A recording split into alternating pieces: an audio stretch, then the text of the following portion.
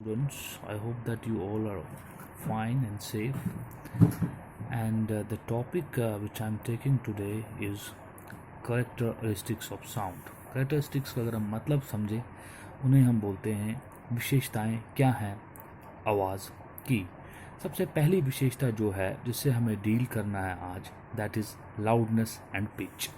देखिए, लाउडनेस जो होती है साउंड की, वो डिपेंड करती है एम्पलीट्यूड ऑफ वाइब्रेशन। किस पे? एम्पलीट्यूड ऑफ वाइब्रेशन पे। एम्पलीट्यूड मैंने आपसे पहले भी बता रखा है कि it is the maximum distance from the mean position to the extreme position. Loudness जो साउंड की है, ये डायरेक्टली प्रोपोर्शनल है square of amplitude of the vibrating और वाइब्रेशन जो प्रोड्यूस की जाती है साउंड द्वारा। अगर एम्पलीट्यूड फॉर एग्जांपल दुगना है तो लाउडनेस कितना होएगा? लाउडनेस का ही जो डिपेंडेंस है वो एम्पलीट्यूड पे है, तो उसी का आप स्केयर कर लीजिए, वो कितना आ जाएगा? 4 टाइम्स। तो कहने का गर्ज है कि अगर हमारे पास किसी भी चीज़ का एम्पलीट्यूड डबल है तो उसकी लाउडनेस जो है वो रेज हो जाती है बाय अ फैक्टर ऑफ 4, और इसका यूनिट जो है उसे मैं नाम देता हूँ डेसिबल, और लिखा जाता है उसको स्मॉल डी कैपिटल बी से। Now pitch. पिच जो है, दो साउंड्स तभी आप समझेंगे वो लाउड हैं जब वो डिफ़र करेंगी एक वे से। जो डिफरेंस होगा साउंड में वो किसकी वजह से होगा? वो ही ड्यू टू द श्रिलनेस या पिच ऑफ द साउंड। अगर जो हमारे पास साउंड के पास हाई फ्रीक्वेंसी है तो उसके पास हाई पिच है। तो मतलब यहाँ आप यही सीधा समझेंगे कि pitch is directly proportional to frequency and loudness is directly proportional to the amplitude. हमारे पास एक नोट मैंने यहाँ लिखा हुआ, दैट इज़ कि जो नॉइज़ है वो बेसिकली पेनफुल हो जाती है अगर वो 80 डेसिबल से ज़्यादा होएगी। अगर उस लाउडनेस उस साउंड का 80 डेसिबल से ज़्यादा है तो वो फिजिकली पेनफुल है, और अगर उस कन्वर्सेशन का लाउडनेस 60 डेसिबल है, that is quite normal and you can listen that noise और लाउडनेस इजीली। सो यहाँ से मैं यही आपको समझाना चाहता हूँ कि कैरेक्टरिस्टिक्स ऑफ साउंड हमारे पास दो हैं, one is the loudness and second one is the pitch. Loudness जो है वो डिपेंड करता है एम्पलीट्यूड पे, और पिच जो है वो डिपेंड करता है फ्रीक्वेंसी पे। अब अगर एम्पलीट्यूड किसी भी साउंड का ट्वाइस है तो जो लाउडनेस है वो कितना बढ़ जाएगा? By a factor of 4, because loudness जो है डायरेक्टली प्रोपोर्शनल होता है स्केयर ऑफ द एम्पलीट्यूड, और जो पिच है it is directly proportional to the frequency. मतलब अगर फ्रीक्वेंसी किसी साउंड की ज़्यादा तो इसका ज़्यादा श्रिलनेस हो सकता है या ज़्यादा पिच हो सकता है।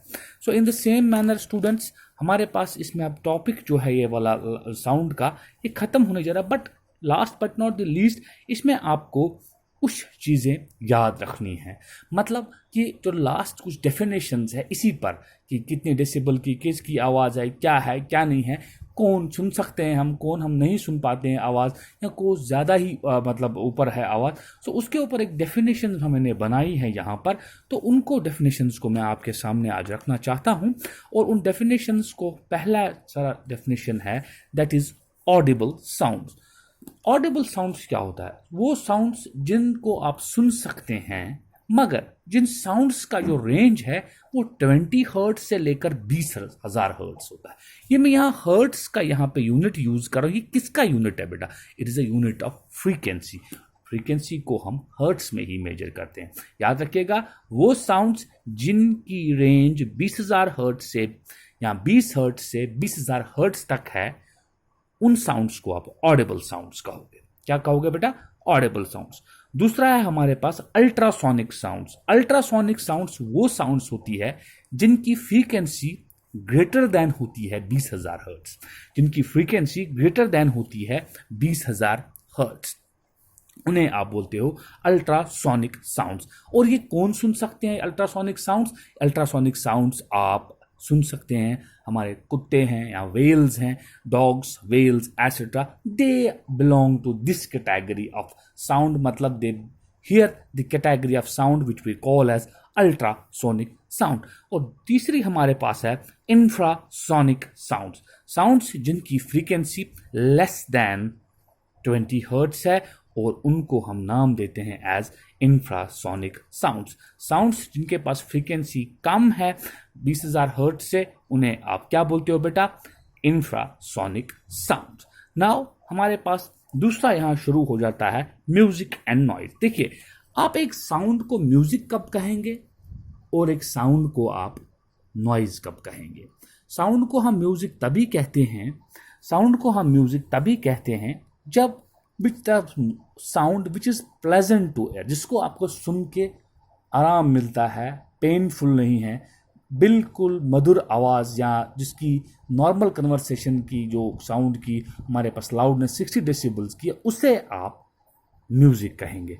और वो साउंड जो आपको डिस्कम्फर्ट दे रहा है, पेनफुल साउंड जो आ रही, जिसे आपको मतलब सुनते ही आपके मतलब दिमाग में या ईयर ड्रम में पेन होना शुरू हो रहा है, उसे आप नॉइज कहते हैं। मतलब unpleasant sounds are called noise. मतलब जैसे एक कप, जब कोई चीनू कप आप नीचे ज़मीन पे जब वो गिरता है तो कितनी शिलनेस उसकी, कितना लाउड उसकी आवाज़ आती है, और वो क्या प्रोड्यूस वहाँ पे करता है? नॉइज़।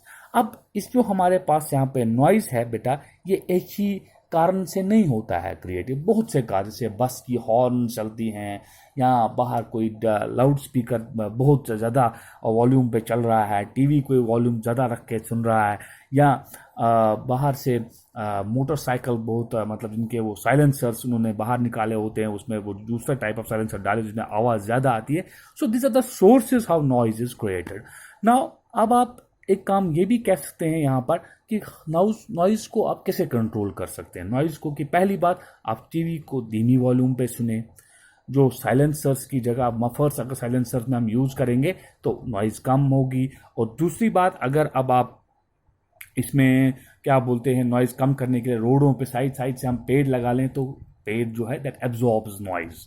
सो उसके यही तरीके हैं जिससे आप नॉइज़ कंट्रोल कर सकते हैं। And students, the topics which I have taken today are the basically last topics of this chapter, that is sound. Now stay connected, and for these textual questions which will be in the PDF form, जो आपको डाल दिया जाएगा आपके group में, till जो भी अभी तक मैंने साउंड में पढ़ाया है, this is the completion of this chapter.